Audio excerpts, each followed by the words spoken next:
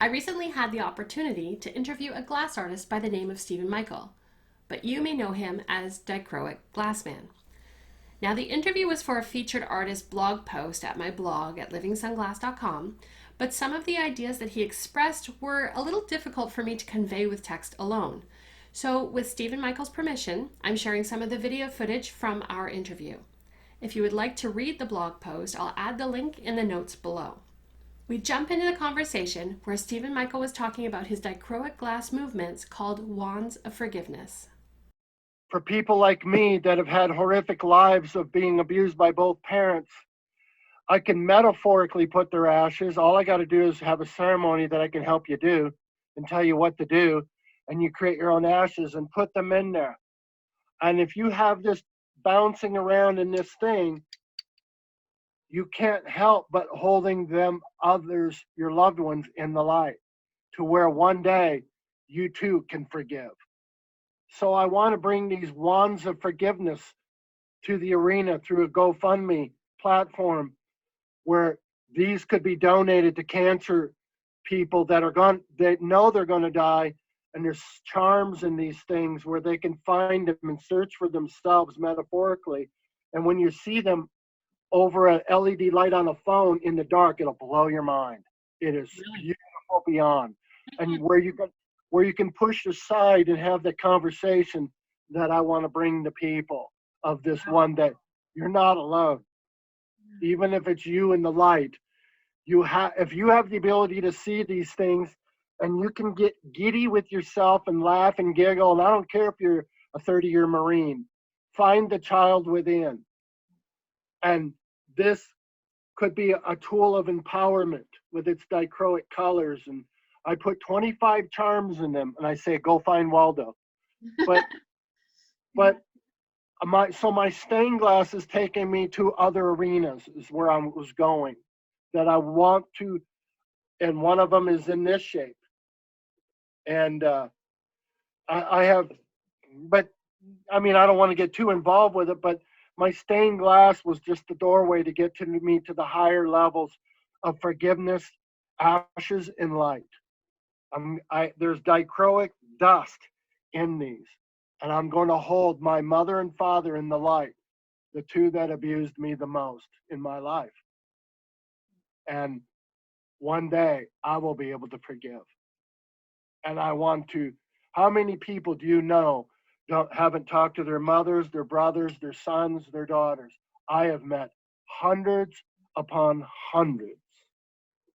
And I feel compelled to bring this to the stage of taking it to the esoteric, to the actual meaning of life. In my future windows, I'm gonna redefine stained glass, Samantha. In your future windows, how do you mean? Oh, it's gonna blow the world away because I'm tired. I could reach for that window. I don't know if you want me to. It's a round disc right there. But I'm tired of the predictable stained glass that it's a flat and every piece has to be connected. I'm so tired of that. I'm so bored because life is full of negative positives. And I'm gonna have tubes and orbs and lines and places for LED lights. And my frame is stainless steel, and it ain't like anything you've seen, like bending a piece. It's like taking a piece, like your belt, it's going to be flat and go around so that when the light hits the stainless steel, it's going to illuminate the window all on its own. Wow.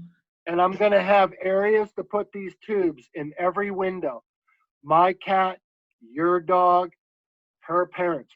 I'm going to have, every window I make is going to be a window of forgiveness. I have no choice but to hold my mother in the light. As long as I view that beauty within that window, she is a component of it. I want to benefit others. I feel that this is why I was born. I can get cryptic with you in a second. My synesthesia has allowed me to have the greatest gift I've ever had, and it's way beyond glass, Samantha. I can tell you how you think through your name. I can dissect your name. I'll tell you one. The S is the letter of indecisiveness that often doesn't know which direction to go because it's a C on top of a C. That Okay. seeing it's seeing both sides at the same time. You could metaphorically say you're in both worlds at the same time, not knowing, are you dealing in reality or non-reality? Is this my feelings or is this my head? Yeah. And every day you start with coffee or tea. Which is it for you? Coffee. And it will be the rest of your life, because all of us S's have to have a grounding pad before we can launch, because we're so omnidirectional. S's is the one of the three most adaptive letters, S, J's, and T's. And the S is once the eyes, once you start walking into your true self, where you actually are walking in your, you can see ahead through your brain, through your pragmatic eye, but you also see intuitively, because now you have eyes in the back of your head assisting you. But yet there's times I don't know what to think about that kind of a thing, because we are on both sides of the veil. So I now approach everybody. I want to know their names, and I've analyzed over 4,000 names. And I'm moving to Vegas, hopefully within the next 2 to 3 months, hoping to hit a national stage. And this is what I really want to do with the backdrop of the glass. Okay. I literally can bill myself as a medium, and an intuitive medium, and the people that some people said they'd never seen or heard of anything like it in this world. So what has God gifted me with? I don't know how to answer that. Although I've had a very painful journey.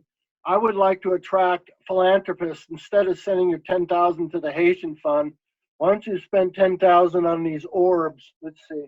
On these orbs, and walk down the cancer ward and start giving them away to these cancer patients that have no potential of life in 3 months, or kids or parents or emphysema or car accident, and help them see themselves. Because my attitude is, I would never pray for you to live another day. What I will pray for you, however, is that in that place that you're examining yourself, I hope you realize everything you came here to be. We all have been given an amount of something that we're searching for within ourselves, and strong or pretty or tall or a mom or a dad. And I hope that you found that. That would be my wish.